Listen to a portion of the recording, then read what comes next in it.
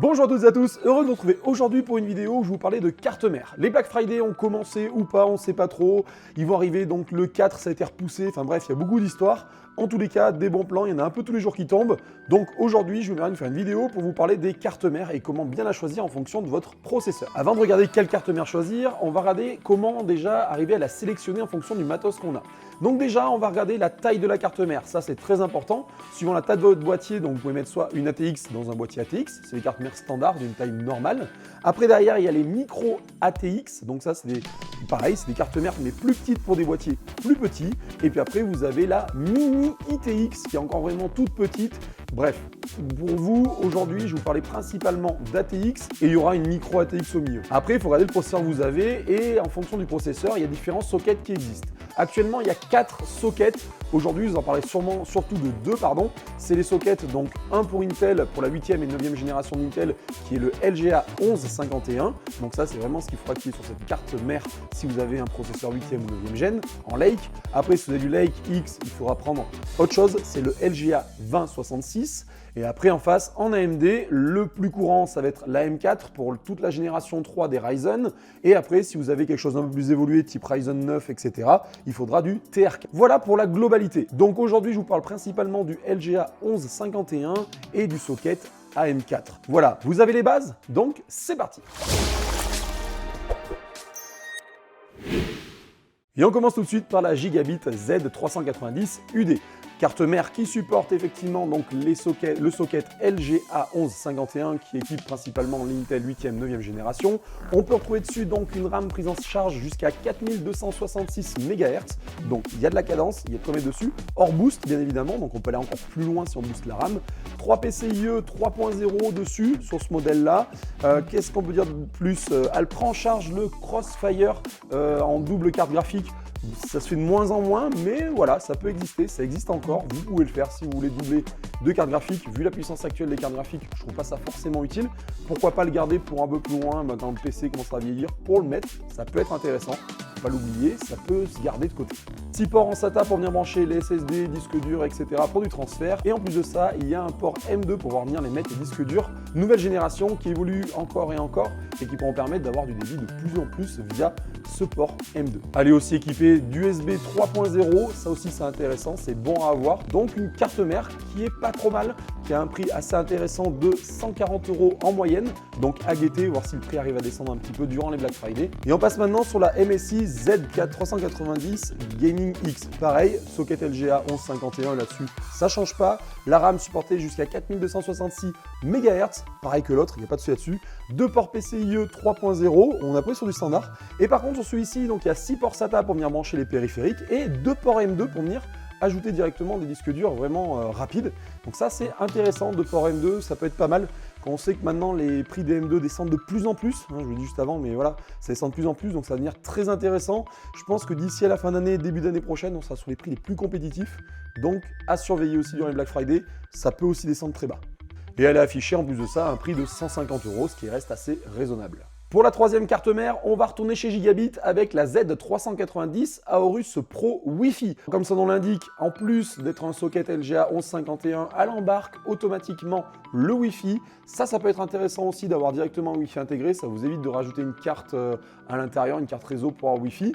Pourquoi pas? Moi personnellement sur un PC de bureau, je trouve que la portabilité c'est pas vraiment le but. Le but quand même est d'être assez proche d'un port Ethernet.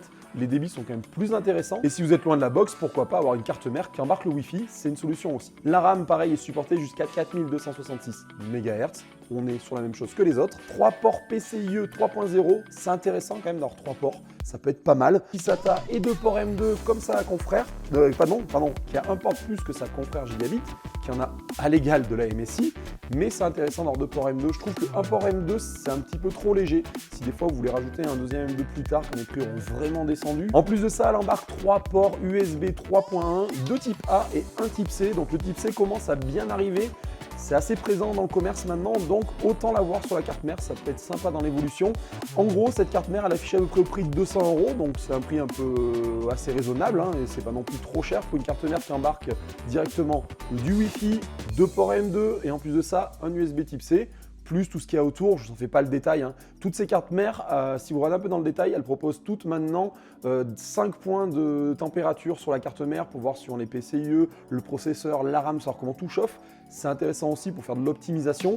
Voilà, tout ça, je vous laisse aller le voir un peu plus en détail. Moi, aujourd'hui, ce que je vais vous présenter surtout, c'était ces 3 cartes mères pour vous les garder un petit peu dans le collimateur en vous disant, tiens, si ça sort pendant les Black Friday, si elle descend en dessous des prix qu'il m'a annoncé, ça peut devenir intéressant. On passe maintenant du côté des AM4 de chez AMD pour les processeurs Ryzen 3e génération. On commence par la MSI Mag B550 Bazooka, qui est une carte mère micro ATX, donc un format plus petit pour des boîtiers plus petits. Ça peut être intéressant. Elle est bien entendu équipée du socket AM4 qui permet d'accueillir les AMD Ryzen 3e génération. Et en plus de ça, elle accède jusqu'à 4400 MHz en DDR4, donc plus haut que Intel.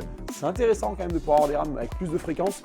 On est d'accord que pour avoir des fréquences de RAM aussi hautes, il faut avoir des processeurs assez performants qui les acceptent. Ça fait beaucoup de, on va dire, de tableaux croisés pour arriver à avoir le meilleur du meilleur. Elle a un PCIe 4e génération avec un port M2 4e génération et un port M2 3e gen.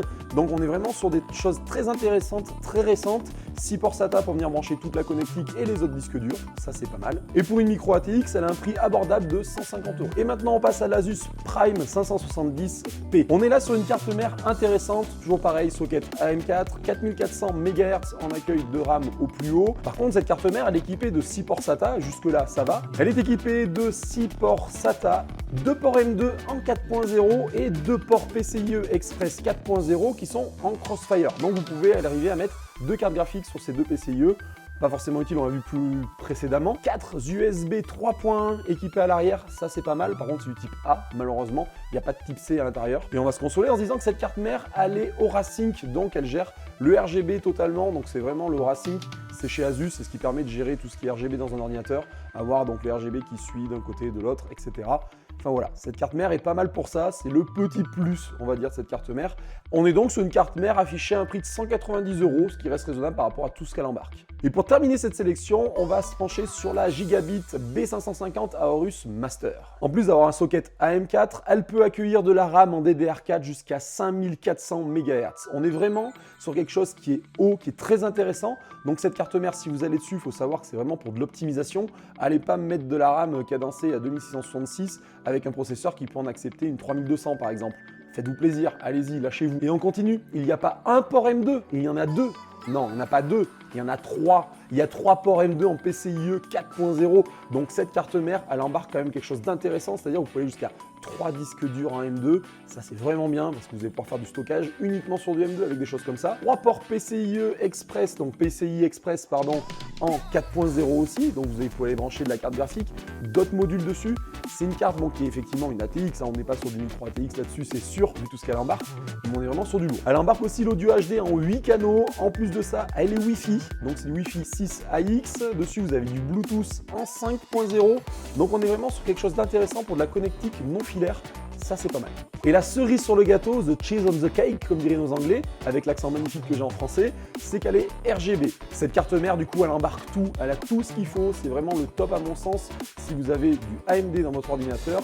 Alors, la seule petite chose, c'est qu'elle est affichée au prix de 300 €. Si je vous en parle aujourd'hui, c'est que si durant les Black Friday, elle descend vers les 200 €, bon, ça fait gros 200 € quand même, on est quand même sur un tiers du prix. Mais pourquoi pas, à surveiller, cette carte mère peut être très intéressante, elle est vraiment bien équipée et très équilibrée. Voilà ce qui est mon avis sur ces cartes mères. Merci d'avoir suivi la vidéo. Une fois de plus, si vous avez aimé, vous lâchez le pouce en l'air et vous abonnez si ce n'est pas déjà fait. En commentaire, vous pouvez me poser des questions. J'essaierai d'y répondre parce que je ne vous cache pas qu'en ce moment, avec les Black Friday, ça afflue un peu de partout entre Twitter, les commentaires. J'ai pas toujours le temps d'aller vraiment chercher des configs totales pour une personne. On me le demande, quand je peux, je le fais. Par contre, quand vous arrivez, que vous me demandez une config à tel prix pour faire telle chose, je vous sors ce qu'il y a de mieux à mon sens. Alors, c'est peut-être pas le mieux parce que j'ai peut-être loupé un petit quelque chose par-ci par-là. Mais si vous venez me demander une configuration, revenez pas me demander une demi-heure après ou un jour après hey, excuse-moi, il me faudrait une config parce que j'ai 100 € de plus. Je ne peux pas vous refaire des configs sur des configs sur des configs. Je veux bien vous dépanner de temps en temps quand je peux vous faire des configs. Par contre, je ne peux pas en refaire par-dessus et en refaire, sinon je ne peux pas répondre à tout le monde.